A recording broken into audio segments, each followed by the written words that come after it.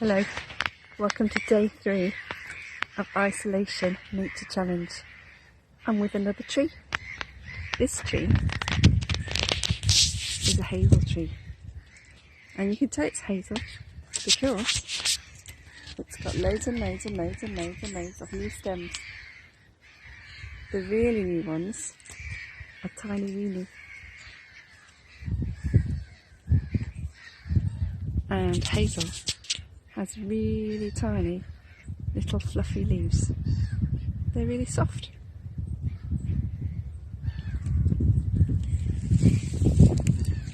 That's for people who have new ID skills. When you ID a tree, it's not just a case of what it looks like. It's about the whole essence of the tree.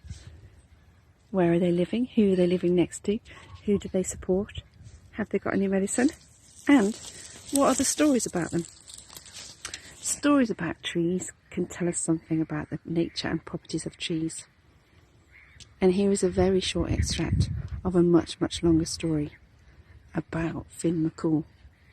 Finn MacCumhail is one of the Irish heroes. And this is a story that, because it's a story, is linked with things that came after, when he became a great warrior and leader. And things before, things that happened to his father, which influenced the way he grew up and where he grew up. But the story I'm about to tell you is something that happened when Finn was a teenager, or thereabouts. Because of what had happened with his father many years ago, Finn had grown up with warrior women and learnt many, many warrior skills. He was proficient in them all. And he got to a point where what he wanted to do was to claim back his father's land. And he thought about the skills that he had. He'd learnt many from the warrior women. He was a good swordsman, he was a good fighter, a good strategist. And he decided that what he really needed was to become a poet. Because he was living in a time when poets were revered and they had knowledge and storytelling and wisdom. So he decided to go and find such a man.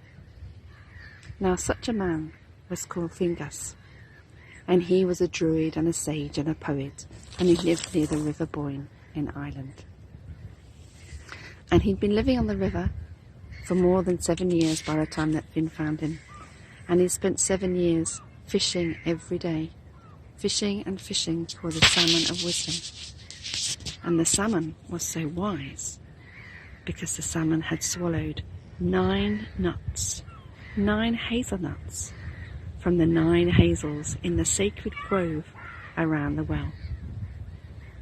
So Finn wanted to catch the salmon of wisdom and eat the salmon of wisdom, because it was said that whoever was the first person to catch and eat the salmon of wisdom would have all the wisdom and knowledge of the world. Finn found Finnegas and asked him if he could be his student, to live with him and learn with him. And that was agreed. And still, every day, they went fishing to catch the salmon. Now, after Finn had been there for about 6 months, there was a day, finally, when the salmon was caught. And Finnegas had struggled all day. He'd caught the salmon in the morning, and he wrestled with it. He wrestled with it, and he wrestled it and reeled it in, and it kept swimming away, and he reeled it in, and it kept swimming away. And then eventually, by the end of the day, he finally landed the salmon. But he was too tired to cook it. So he gave that task to his student, Finn.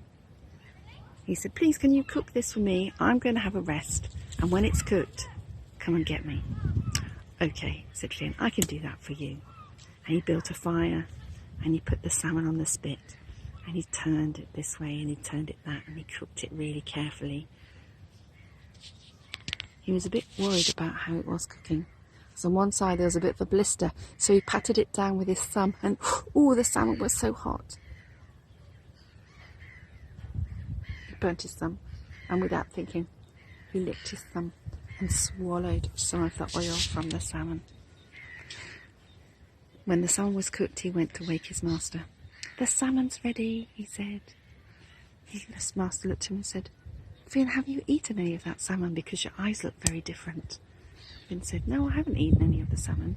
But then he remembered the burn on his finger and his thumb, and he explained what had happened. "Well then," said Finnegas, "you need to eat the whole salmon, because you are the person who's first tasted it, and you are the person that will have all the wisdom and all the knowledge of the whole world from the salmon. And it doesn't matter how much I eat now, you're the first one to taste it, so it all belongs to you." So Finn MacCumhail ate the whole salmon and gained the wisdom of the world. And if you go on to read more stories of Finn, you'll find that in every one of them, when there's a problem, all Finn has to do is suck his thumb, and then all the wisdom and the answers come to him.